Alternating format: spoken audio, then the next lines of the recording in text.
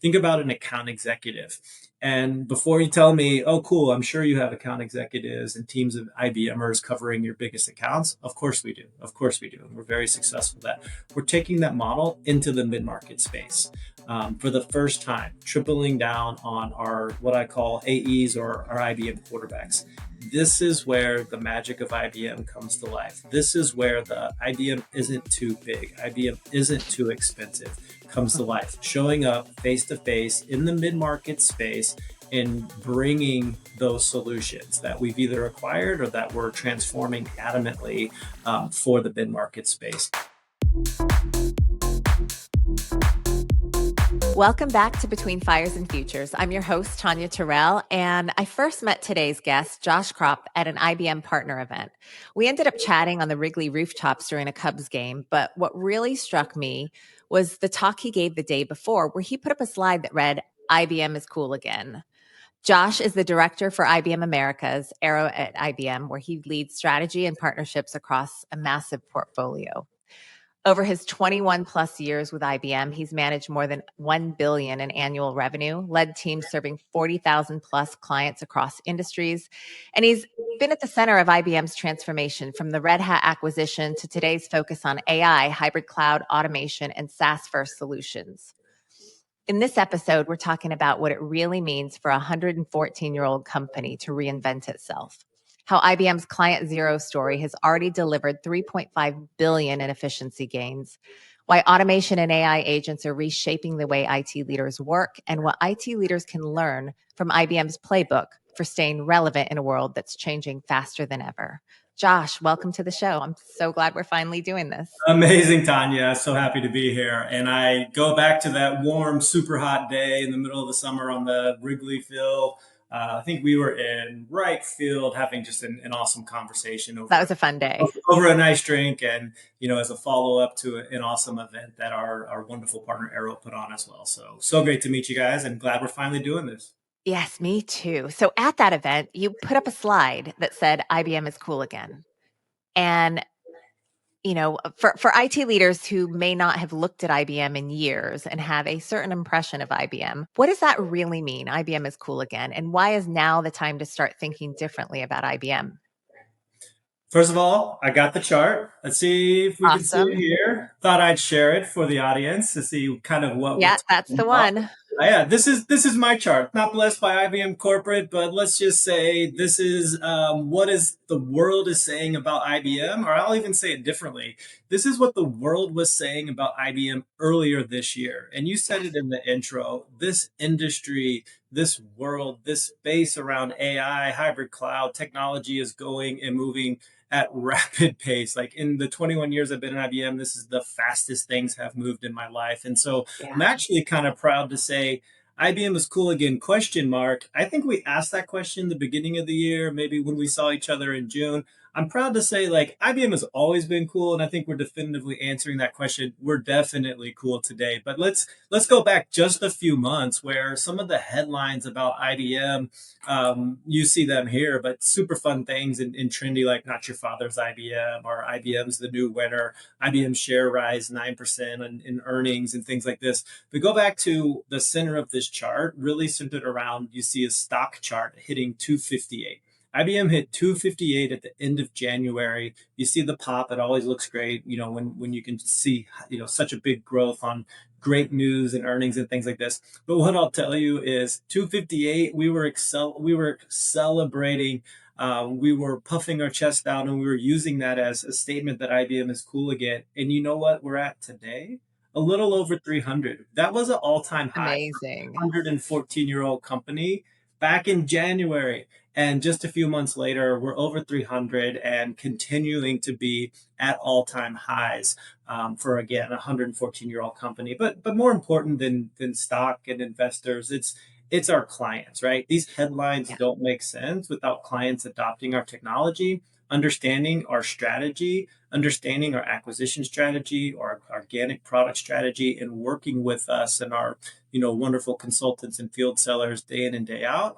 that are driving these results, that are driving this momentum. On Yeah. top of that, I think we'll talk a little bit later about things IBM, we are doing ourselves to be efficient and productivity, increase the company from a productivity standpoint as well. But I'll say, again, in 21 years at IBM, I've kind of always known and thought, at least, and bragged about IBM being cool. I think it's been awesome lately to be here and see that others finally agree with me and agree Yeah. with us, who have kind of had the best kept secret in tech over the last couple of decades. Yeah. Yeah. Awesome. Yeah. I actually did a little bit of research and pulled a few stats that, validate that you're not the only one saying that IBM is cool again. So Gartner 2025 places IBM as the leader in AI infrastructure and automation platforms, really citing the integration of Watson X, and then Red Hat, OpenShift, and hybrid cloud services as key differentiators. IDC's 2025 Enterprise AI study reports that IBM is among the top 3 vendors trusted for AI deployment and governance. So this, IBM is cool again, shows how much has shifted and signals that you're not just a legacy brand anymore. You're a living, moving, evolving part of today's AI infrastructure. And for IT leaders, a reminder, if you wrote IBM off, 10, 15 years ago, or 5 years ago, even, you may be missing something big right now. No doubt about it. I think I was going to conclude with this at some point, but I'll say it multiple times. Give us a Yeah. chance. Give us a call. We're showing up. If you don't know a local IBMer, there's likely one in your area, in your region, that can help you. And I'll say, bring IBM to life, right? Give us a chance. Yeah. Yeah. So, what I want to shift into now is IBM has been at the center of so many tech shifts, really for the last century. So you're right. IBM's always been cool. And this reinvention isn't new at all. It's more like a return to what IBM has always done best, which is pioneering what's next. How do you think that history of innovation shapes the way IBM is approaching AI and automation today? Yeah, I think you said it best in the question. IBM has constantly not only reinvented ourselves, but we're also setting the stage. I don't know that we always get enough credit in the marketplace out there for setting the stage or setting the pace and the trends in the industry. And again, these are easy examples to think about as an IBMer, but who was talking about AI in 2011? The same year we celebrated IBM, being 100 as a company, is when Watson, now Watson X, won Jeopardy for the rest of the world to see. Like, AI that long ago was something that IBM, I'll say, was on the forefront of. But yet these days, it's the hottest rage as the industry. I don't want to say has caught up, but as the Yeah. industry has evolved with more Yeah. players and more use cases and wonderful technology out there, IBM, I say, doesn't get that credit always. And there's a lot of examples of that in time and in history as well. I've got one more, got a couple pictures to show, but I love this one as well. Just talking about some of the history behind that, right? It's not just Watson in 2011, but I had the pleasure of, being at IBM when we celebrated being a 100-year corporation, right? So in Mhm. 2011, same year as Watson, we, celebrated 100 years, and it was a huge deal. We had I'll say, a marketing campaign. There were press releases. And one of my absolute favorite things that we did at the time, because even being in IBM at that point for at least 10 years, um, we put out information on things that reminded the world of what IBM has done to change the world. Mhm. This is the perfect example. All these 100 you see in the middle, these are logos of things that IBM was responsible for inventing or for industries that we helped create. The list is so long. Wow. I had to even write some of them down to make sure I didn't miss the highlights. But the Yeah. one I always remember is the UPC, the barcode, right? The Yeah. zebra stripes on everything we buy as consumers, invented by IBM. Who knew, right? Uh, Yeah. I didn't pretty, know that. pretty amazing. Not only that, I don't know if you have a credit card. I have a couple still. Apple Pay and all the things make life so much easier. But if you ever get out that card and you swipe it anywhere, that magnetic strip invented by IBM. Who knew? Um, Lots of different things in the That's so industry. cool. Yeah, other things as well. The floppy disk, the hard drive, Deep Blue from a pre AI where we won. IBM was able to beat the world champion in chess and whatnot, demonstrating moonshots, helping put people on the moon, etc. Lots of different things in our history. One of my other favorites is, of course, we get a little bit of credit for creating the PC industry, if you recall those days. Yeah. But as a part of that, and I still have one literally right here on my laptop, the little tiny red trackball that you use as a mouse, invented and patented by IBM. I didn't know that either. My God, it's incredible how much of like modern computing actually traces back to you, No doubt. to IBM's labs. Wow. No doubt. And it's another, maybe finer point on the industry in current terms. You said it best in the intro. IBM's strategy today is to lead the world from a hybrid cloud and AI perspective. We've been talking about that. Arvin set that as our strategy. I'll say prior to everyone pivoting to this direction as well. And Mhm. so and it really started with our acquisition of Red Hat. So very, very interesting, exciting, and great times to, I'll say, continue to be at a company that is setting the stage. And, dare I say what's next? It wasn't part of the question, but just look at and read any headline on quantum computing today, right? Quantum computing Right. seems to be the next thing after AI. Lots of startups in that space, but there's a couple industry stalwarts and IBM at the forefront of not only creating that technology, but creating technology around quantum to keep our corporations and our data safe as quantum becomes a next wave of technology. So there's a little look at the past and a little bit of tease of things we're obviously working on today and come from IBM. Amazing. Yeah, my mind can't even wrap around what quantum computing is going to look like. And, everybody associates quantum with IBM. So that's something that we definitely hear a lot. Something about Um, a qubit, the bit can be a zero, a one, and now it can be somewhere in between. Unbelievable. It's very fascinating. yeah. Yeah, exciting times. It's definitely an exciting time to be alive. Um, I want to shift into, you alluded to this at the beginning, IBM's client zero story, which really is powerful, that you're your own client zero using your own technology internally. And it's already delivered what 3.5 billion in efficiency gains and counting. So what does that actually look like in practice? And what lessons can IT leaders take away from it when they think about applying AI and automation in their own environments? Yeah, I love that question. And I love the 3.5 billion in counting because I Mhm. just pulled the internal chart and now the charts say 4 billion. So Oh, wow. they're $500 million and again, efficiency and productivity gain that we quantify and bring out there. But client zero, I also love that term just in general. And it's not just a term, it's a philosophy and a strategy. So on top of working and supporting our clients, I'll say for the first time over the last couple of years in my career, we're using our own technology and becoming our own client reference. There's nothing stronger than going in and talking to a client about what AI can do for them and point to some of the use cases and the efficiencies gained and the revenue produced by ourselves, right? Again, I don't know, I should say this out loud, but multiple times in the past, being an IBM, I'm like, man, why are we using such and such tech to do this? Like, I'm selling this to a client. This is great. Like, why are we not using our own technology? Mhm. Lots of complications and lots of reasons for that. And we partner with everyone in the industry as well, being Right. an open hybrid company. So lots of reasons we use lots of tools, but I'll just say it does drive a lot of pride. It drives Yeah. a lot of interest and it drives a lot of swagger in the industry to be able to walk into our customers and show them how we're using technology, right? Being our own client zero.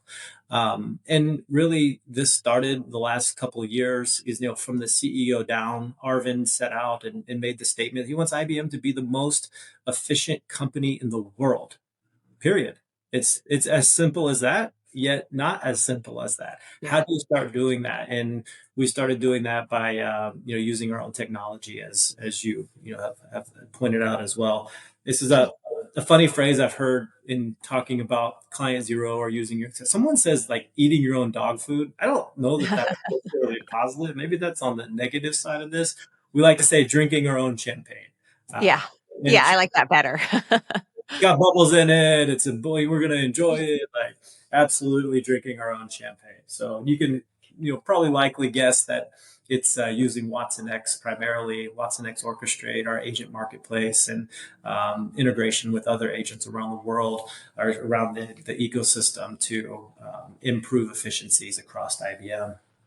Yeah, it's so cool because I don't think, most leaders never get to see a company put its entire weight behind being its own test case.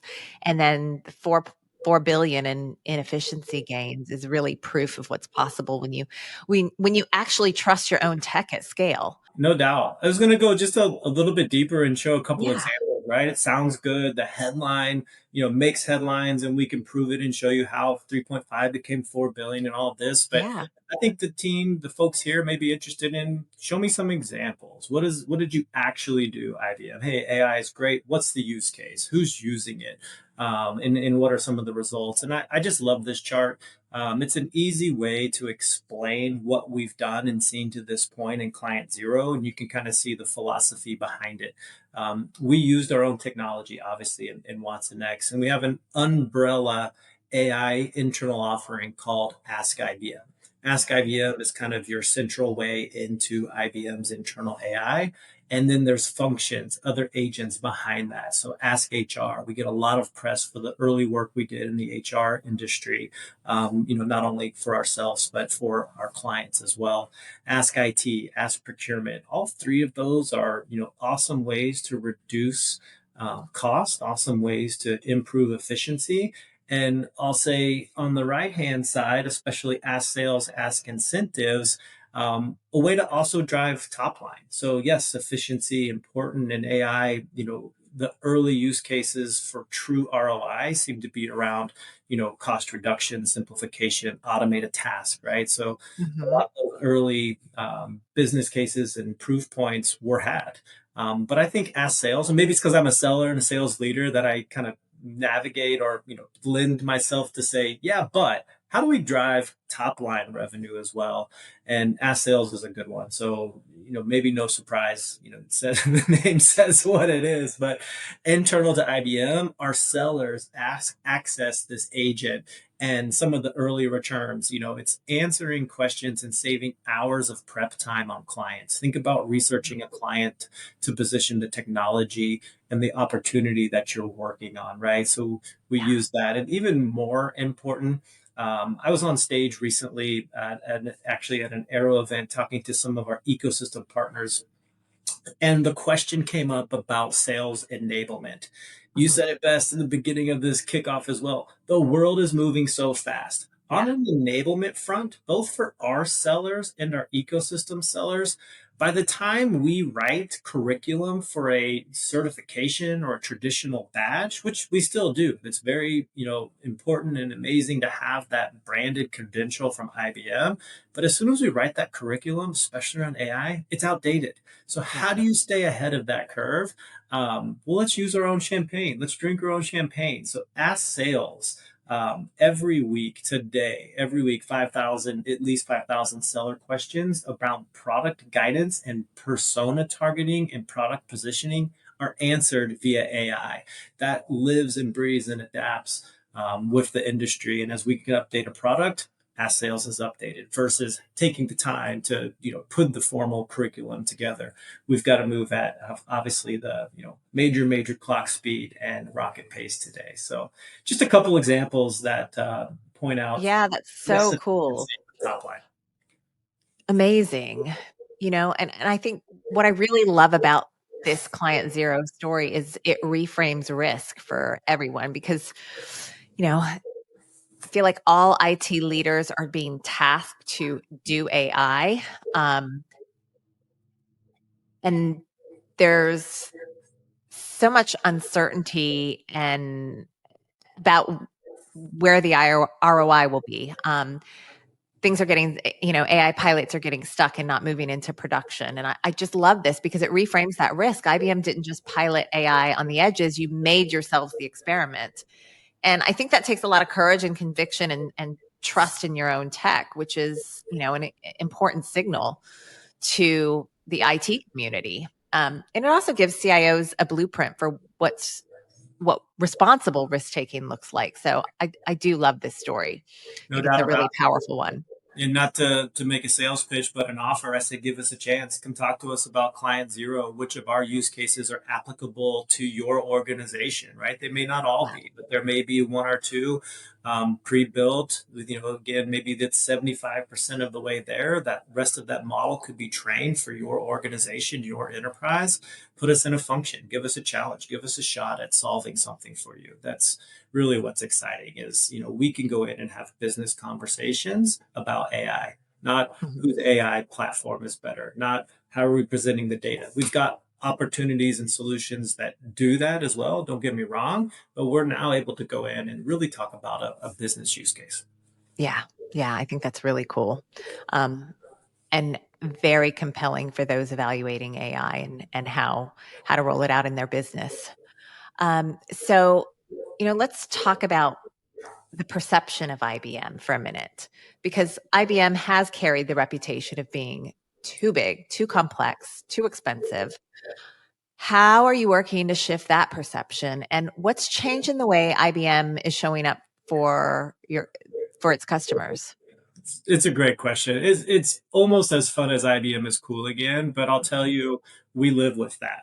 That is absolutely like, let's admit it. Let's just say it out loud. You said it, too big, too expensive. Only work with the big customers, right? Like fill in the blank. We've heard it all. I've been here long enough. I've worked in different sizes of organizations in terms of clients. I've worked with the top of our top clients. I've worked with those customers who have never bought IBM. And so let's just say we know that we understand that. What I personally believe and what I see every day is a sales leadership from the top down, an organizational leadership from the top down who understands that and is working every single day to transform that perception in the marketplace, right? That starts with products, that starts with, modernizing and moving the IBM solution stack to the way and the places our customers are today. And it really does come down to showing up for our clients as well. I love that part of the question that wasn't lost on me. They said, how's IBM showing up? How are we going to show up Mhm. differently? Yeah. Just an example from a Salesforce perspective in the United States, we are doubling down, if not tripling down, on our client facing what the industry would call account executives. We call them, we've got an acronym for everything, right? I won't Mhm. spare you the IBM acronyms, but think about an account executive. And before you tell me, oh, cool, I'm sure you have account executives and teams of IBMers covering your biggest accounts. Of course we do. Of course we do. And we're very successful at that. We're taking that model into the mid-market space. For the first time, tripling down on our what I call AEs or our IBM quarterbacks. This is where the magic of IBM comes to life. This is where the IBM isn't too big, IBM isn't too expensive comes to life. Showing up face to face in the mid market space and bringing those solutions that we've either acquired or that we're transforming adamantly for the mid market space. I'll tell you, lots of acronyms in the industry. Everyone probably familiar with a sales strategy called product led growth or lifetime value of a client. Those are words maybe not in the IBM vocabulary until the last couple of years. We understand and we know how our clients want to buy and consume technology. It's SaaS, it's subscription, it's easy. Show me value, show me value, show me value. I'll keep buying your technology. And so the concerted effort for IBM in that direction, I think you see that in our acquisitions, which I think we may hit on here in a little bit. And you Mhm. see that in our sales strategy and our sales resources. But most importantly, being in front of our clients and making IBM less complex it's an honor. It's an honor and a privilege to be able to do that. Yeah. And I'll back that up with some data too. The IDC 2025 report called IBM's Modular Open and Partner-Centric Evolution, the most significant modernization of an enterprise tech brand in decades. So that's pretty cool. I love that Um, one. I heard yeah. that. Yeah. Yeah. I thought that was really cool. And this is the part I love about IBM's story, because you're not pretending the reputation didn't exist, you're owning it. And for decades, IBM was synonymous with scale and structure. And I think that worked then. That's the world that we lived in then, right? But now like you said, IT leaders crave agility, simplicity, clear ROI, and the way that you now sell IBM aligns to that. No Um, doubt. I might yeah, leave you with two more facts. yeah, This is I love a did you know, right? yes, Especially being an I do IBM, too. especially in a question where it's like, hey, tell me something that's honest in the marketplace, a perception of IBM. But and these are just two examples. There's a lot others, but I think they ring home. Did you know that you can buy IBM today for, let's call it, $4?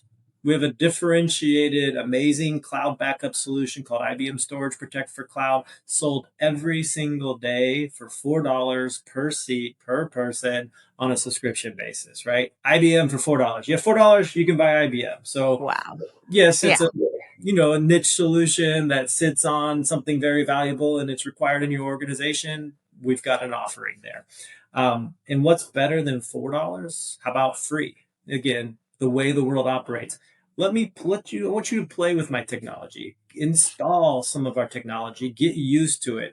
No better example than this. Of course, Red Hat was an open source product, and very viable revenue model around that acquisition. But one of our latest acquisitions is HashiCorp, and no better example than the 500,000 downloads that occur very frequently for Hashi's freemium solution, right? It's no cost. You can install in your organization. Of course, we're here to take you to the next level and the incremental functionality around that. But you can install IBM technology at no cost. And I'll say, check it out and see how it works for your enterprise. Yeah, amazing. Amazing. I I love that it's just, basically less friction, less time to value, fewer layers between idea and outcome. And yeah, I do want to talk about those acquisitions in a minute too, because what really struck me when I was at the event was how intentional those acquisitions are. And you're seeing all that play out today. But first, let's talk about IBM is 114 years old. So legacy is both your strength and baggage.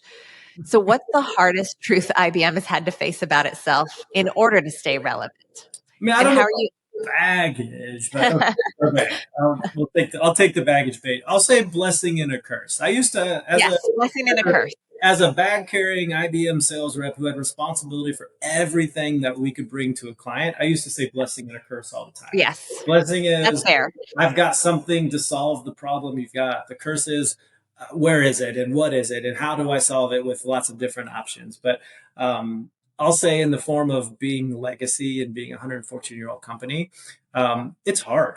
Again, Yeah, just that transparent admission of like transforming and constantly reinventing yourself. It is hard. It is difficult. That legacy, the creating industries that have evolved or have been modernized since we created them, we have revenue and business models and a stock price to maintain that. We're based on those revenue models, right? right, The right. early days of software, like no better example, right?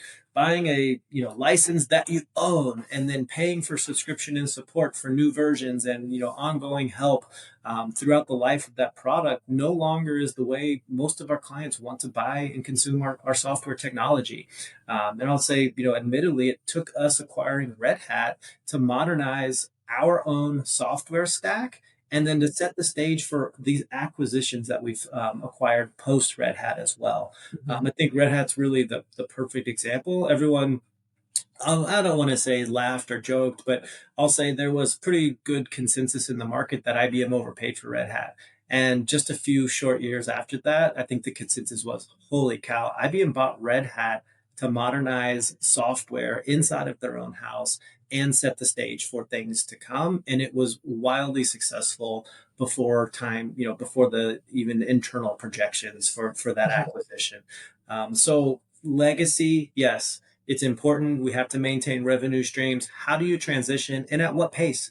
How fast? Do you just turn off old business models and go to the new? I think what you've seen IBM do is maybe more a tempered approach. We have clients ranging from, the government agency that you've heard of to someone who's never acquired IBM. There's Mhm. a wide range of needs there to buy and to consume. And so again, in that software world, I think you've seen us move at a pretty good pace that's increasing today to modernize that stack. Customers, want different buying models. They want to buy our stuff on marketplaces. They want to buy our stuff directly from us. They want to work with our ecosystem partners, our GSIs. Our definition of partner has changed over time because of that very fact. And we're moving as fast as we ever have into, I'll say, more modern ways to buy.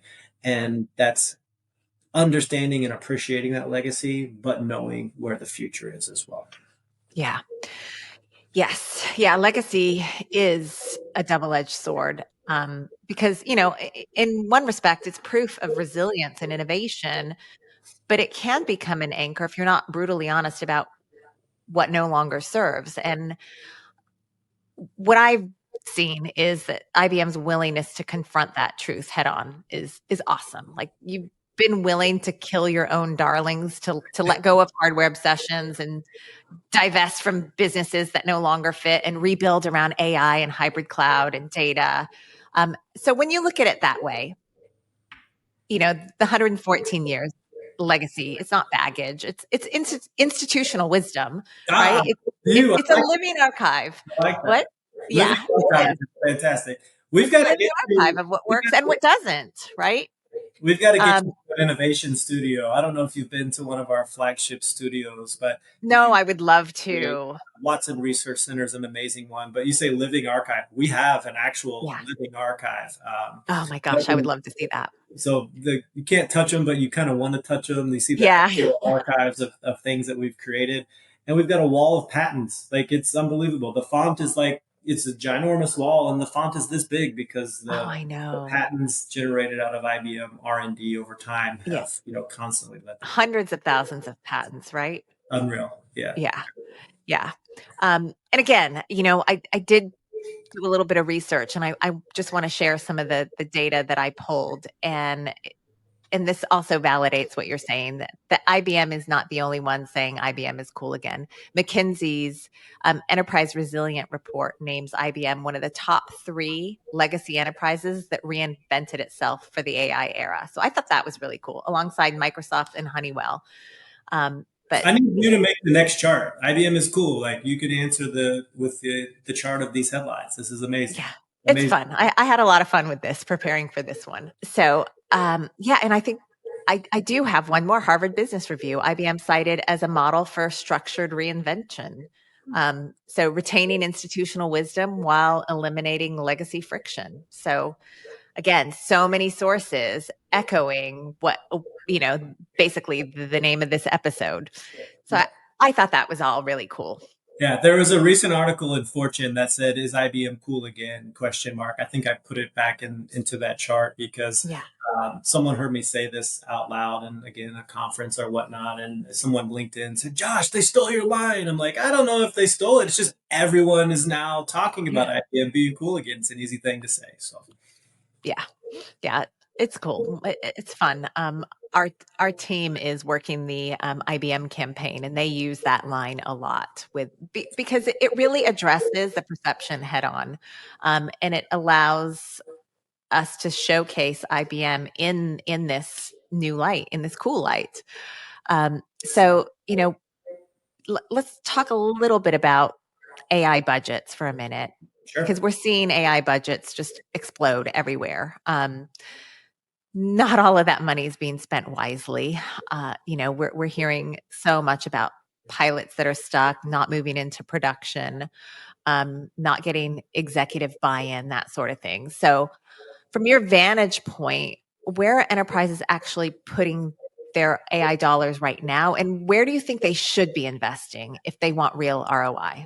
Yeah, Because this is a real issue that we're seeing for across the sure. market. Where do you start? I have 4 different apps on my phone that can, I'll say, quote unquote, do AI. But how do you do AI for business, which is kind of an IBM mantra? If you've seen anything in the press about IBM or followed Watson X these days, IBM wants to be AI for enterprise and AI for business. So how do you do that? How do you actually drive business value?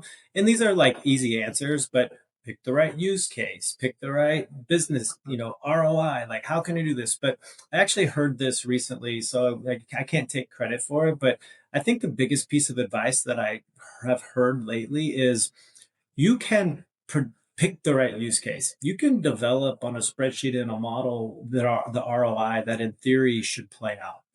But Yeah. you know your organization and your culture better than anyone. Pick the use case that you will actually be able to adapt and be honest with yourself. Will we adapt it and at what pace? Will we make the hard decisions, whatever that may be, to actually drive that ROI? Because if not, there's no reason to do AI for AI's sake. Same thing with Yeah. technology, right? Yeah. So it's super interesting, right? Understand, look internally and understand where your people, your teams, your customers will actually adopt to make your use case and your ROI come to life. From Yeah.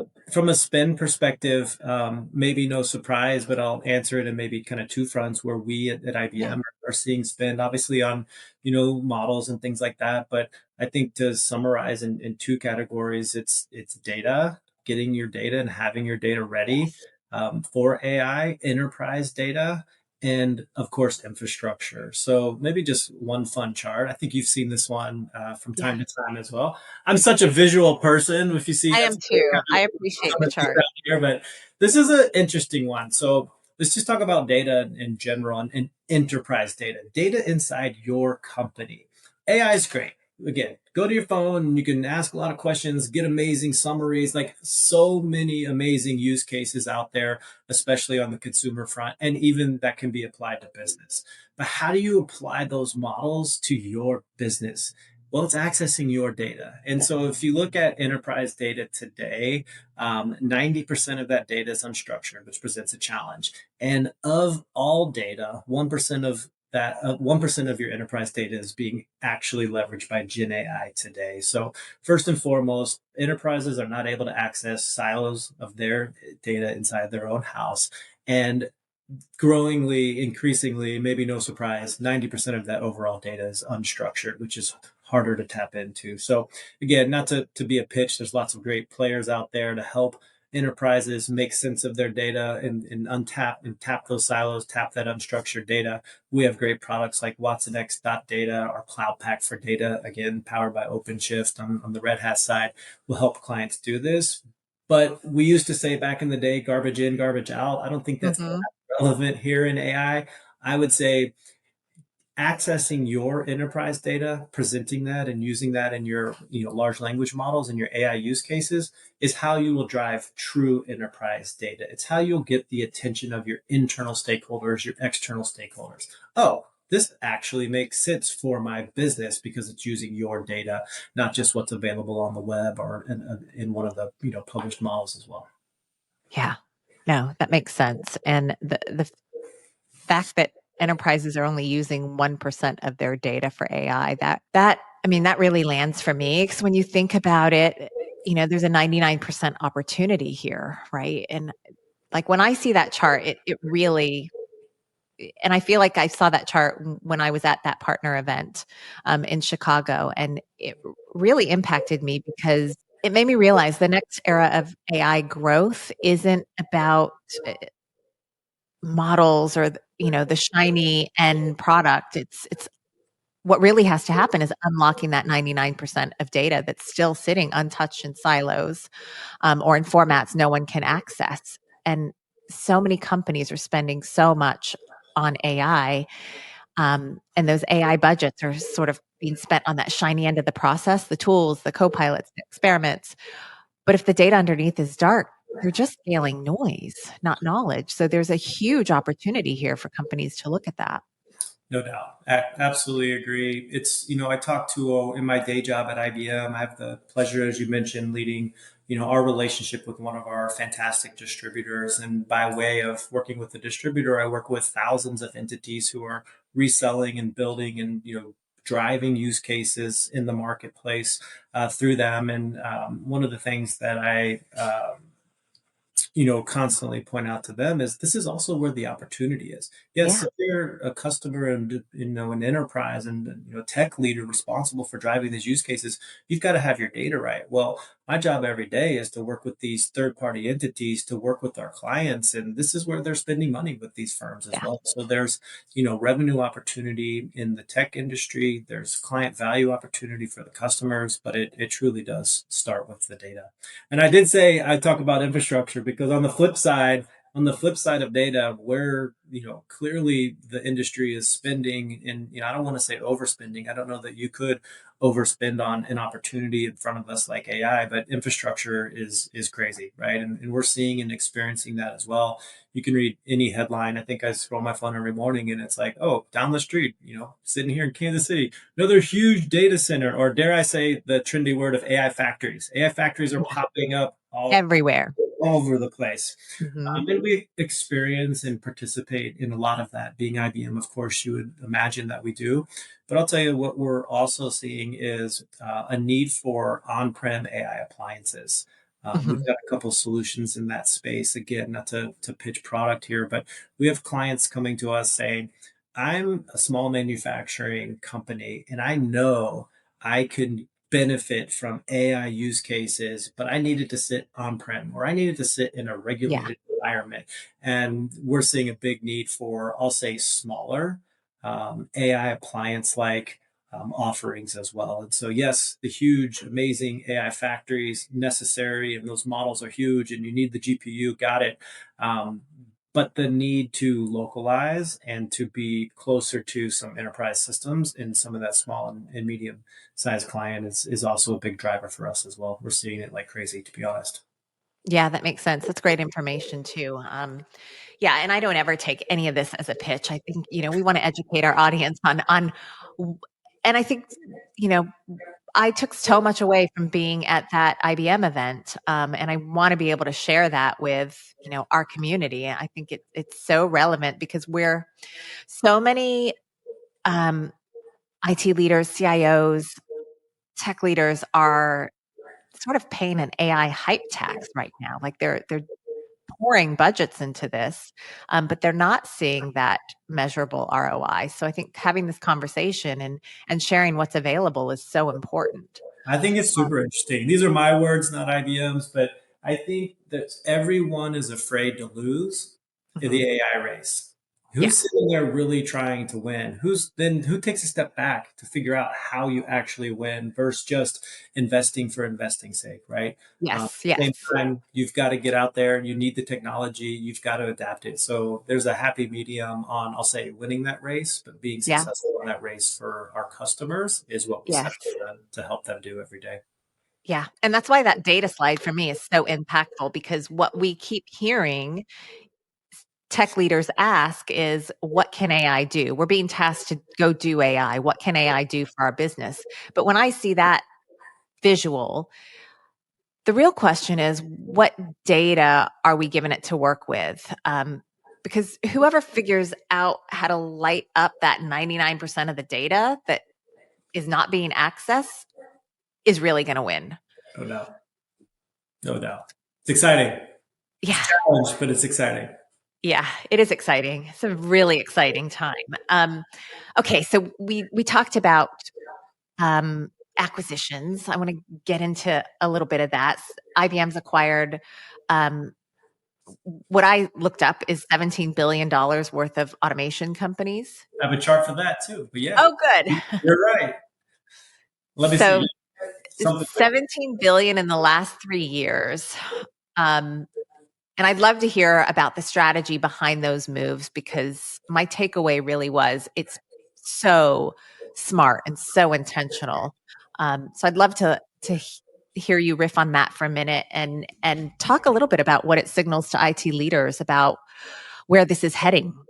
Yeah, no doubt. So super proud of this chart. I mean, $17 billion and the across the number of corporations that we've acquired in the last 3 years is super exciting. So, a number of the IT leaders listening in here may understand and have worked with or even owned and worked with these platforms. But, Aptio, Turbonomic, Kubecast, and our latest, and I'll say highest dollar acquisition recently was HashiCorp for 6.4. So the logos look great on a chart. I think the below the chart is also interesting and maybe makes an easy Let's just say it's a nice way to say, why did IBM acquire such and such company? You can see say the addressable market and the growth rate of these industry segments, and the products and the solutions and the companies that we've acquired absolutely fill those industry segments and areas of need of our clients. But there's a lot more to the story than, oh, we bought, a company to go after the iPaaS space. We bought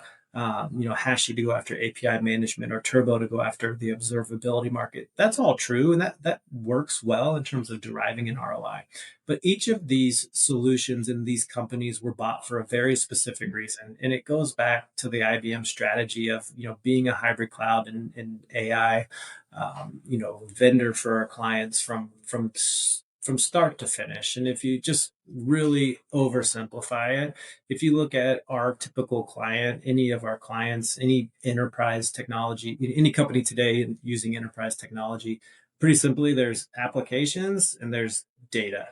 Well, what's the magic sauce in between? How do you have your data, like we just talked about in the AI Mhm. space, presented and managed and, financially managed and presented to your applications? And so this set of solutions being integrated in totality in IBM really help us create an end-to-end platform for hybrid cloud management and AI adoption. We're infusing our own AI into each of these. A lot of these have come with their own AI capabilities as well. But the goal really for us is to be that one-stop shop, again, for hybrid cloud and AI. And again, to be honest and transparent, we needed these capabilities. We needed a complete set in order to close that gap and bring value between data and applications for our clients. So I'll say it was necessary to acquire these all best in class companies, right? We don't buy the ones that are not, functioning or not as useful to our clients. So they were best in class. They have growth around the industry segments that they serve. But more importantly, they each play a role in connecting our clients' infrastructure and capabilities. Yeah. Yeah. As we delivered IBM training to our team, it just became so clear how thoughtful and intentional and strategic IBM has been with these acquisitions to really be able to give your customers end to end solutions, like you said, in the age of AI, where you've thought about everything. And I think that's what makes this, the IBM story really stand out, that these acquisitions were really building blocks and each one filled a specific gap. And I love that, you know, basically building the connective tissue for the AI era. I mean, that's essentially how I see it. No doubt. And maybe after a little bit more of this conversation, you see things like every company on that page was a modern buying motion. They were born and delivered their solutions via SaaS, subscription license. We're also very thoughtful, of course, in delivering and transforming from that legacy IBM company and that legacy way of selling technology into a modern world, and they all fit that box as well. And they came with great people, like great people and great culture Yeah. who we've now integrated into the company, and we're learning. I'll say this as well for a big credit to IBM and our senior leadership. Before in the past, maybe we would acquire a company and there was maybe, I don't know if it's a bad word, but we would say, oh, we blue washed them. Cool, we blue washed them, and everybody left from that acquisition. Like, we are now learning more from the companies and the people that we've acquired and putting that into our core business than we ever have. And I'll say it's a breath of fresh air. We're not Yeah. buying for the tech and going away. We're buying a company for every piece of potential value that we can find. Yeah. Yeah. I love that. So smart. Um, so we talked about this at the beginning of the podcast, but I want to dive a little bit deeper into the shift towards SaaS first offerings. Um, and just more flexible ways to engage. So for IT leaders evaluating solutions, what does that actually look like in practice? And how does it make IBM more approachable Yeah, I today think and in the yeah, past? we fit SaaS and subscription models, and terms like product-led growth and lifetime value of our clients, our internal way of looking at a prospective new customer a couple different times throughout. And maybe for the tech leaders on, I'll give maybe this is not provoking. I hope it's not, but I'll just say maybe a couple more did you knows. Did you know? I told you the $4 and the free way you can Mhm. buy IBM, but did you know you can buy our technology, IBM technology, on AWS and Microsoft hyperscaler marketplaces? Did you know if you have a committed spend with AWS, you can burn down that credit by using our technology and deploying it on those platforms, on their infrastructure, on our infrastructure, on your infrastructure, right? The open hybrid nature of all of our solutions and meeting you where you are absolutely exists today. And so, talk to us. We partner with people you may not imagine that we would partner with. Wenzel, think at our major conference, think not too long ago, we were on stage with AWS and IBM together. Not too long ago, we were butting heads on cloud computing and we want to do this and do that. Like we play very well together. We play with everyone. Our partnerships are, strong across the board. And so, maybe that's a first. Did you know? Did you know there's lots of ways to buy our technology? For sure. I was just going to say, you just made me think of something that we actually haven't talked about. But when we spoke before in planning for this, I heard you mention that IBM is helping clients and partners not just use your technology, but actually create on top of it, like building their own solutions and bringing them to market and even monetizing them powered by IBM. I'd Absolutely. love for you to talk about that for a moment. Yeah, absolutely. A general term would say like flexible license types, or what we would Mhm. call an embedded solutions agreement. But we have a concerted effort of approaching our customers, our partners, a corporation who wants to build a solution with IBM technology. Think of like, old school, powered by IBM or under the covers IBM. Think about driving an AI use case that's actually powered by IBM Watson X and running on IBM Fusion infrastructure in an appliance like solution, right? We have such a high demand, especially around AI and some of our other technology offerings for customers slash partners, and let's just call them what they are: businesses, ISVs, software makers, anyone who's looking to build a solution, monetize it, and sell it as theirs. We've got a deep set of technology that we can support. And not only the technology is great and the backbone of why our companies are approaching us this way, but we've got emotion built around it. We've got a sales team, we have deep technical skills, we have access to technology to demo and sell. And in the best of all worlds, we actually go to market with these entities as well. There's nothing more successful in the marketplace than Yeah. someone who's built a solution in IBM tech. We help them go to market. As they succeed, we succeed. It's some of our leaders like to That is say so cool. win-win or a win-win-win. There's like lots of wins in that world, but it's absolutely happening and a big driver of our growth overall. Yeah, I thought that was so cool. And I realized I didn't prepare a question for that, but I definitely wanted to bring it up. Probably snuck it in on this one. I don't know. So, looking ahead, if you could leave IT leaders with just one takeaway, not as a pitch for IBM, but as a signal of where the industry's headed, what would that one thing be? If not a pitch, maybe an ask. How about, Yeah. and I said it earlier, give us a chance, give us a call, connect with me on LinkedIn, connect with, someone who knows IBM, get you connected to your local IBM sales rep, your sales team. Do some research on us. It's not hard these days to quickly understand our offerings and where we're positioning them and how they may help your enterprise. So not a pitch, but maybe an ask. Like, give IBM a chance. You may, find out we are cool again, not just, listening to some guy on a podcast about telling you how cool we are. Let us make that real for you. Let us prove it. Another internal term, and this is, maybe common in the industry as well, but, our big pitch these days is we're not here to tell you that we're cool. Let us show you. Let us Yeah. show you the technology. Let us demo it. Let us bring you into an innovation studio. Let us show you how our stuff works with other stuff in your environment and honestly prove it out to you. So, not a pitch, it's a little bit of an ask. Where the industry is headed, I won't, steal the buzzwords that we've talked about here, but, that automation stack of, connecting data and applications is immensely important. Setting up your data environment so that you can take advantage of things like AI is great. obviously AI is the biggest thing right now. We gave a little bit of commentary on make sure you pick the right use case that your organization can take advantage of. And again, to leave you with something to think about for you futurists, think about quantum. Are you ready for Q Day when quantum is actually available and can crack the encryption that exists today? You'll have to be ahead of the curve, and give us a call on that as well. Well, I'd love to have you back to talk about that. I might bring help. I might bring help on quantum. Yeah. Yeah, I can't wrap my head around it. Just like quantum physics is, stranger than anything. But No doubt. I think it's going to be fascinating, and I would love to have you back. Yes, you could bring help. Yeah, perfect. I would love to see one. Right, we need to do it with the Oh background yeah, because they're beautiful. They're beautiful. yes. Right?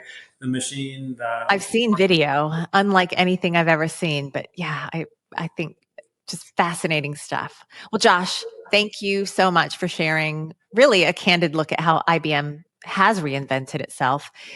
And, I think our IT community can learn a lot from that journey. And for those listening, if today's conversation got you thinking about where AI, automation, and efficiency could make the biggest impact in your own organization, we've made it easy to take the next step. You can head over to technologymatch.com where you can explore vetted IBM partners.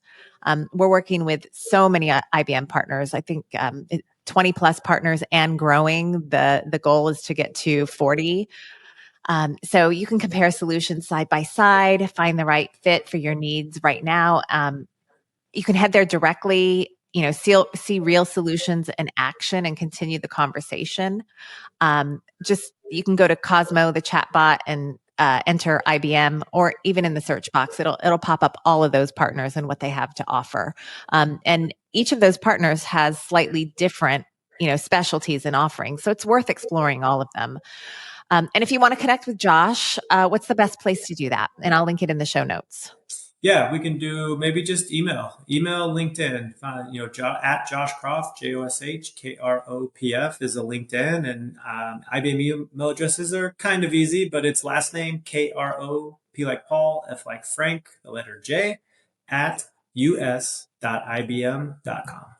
Yes. And I'll link all of those in the show notes. Perfect. Thank you, Josh. This has been a blast and so much great information. Oh my gosh, thank you. Great to meet you. I'm glad it happened, and amazing opportunity. And thank you for the platform. Amazing. Yes.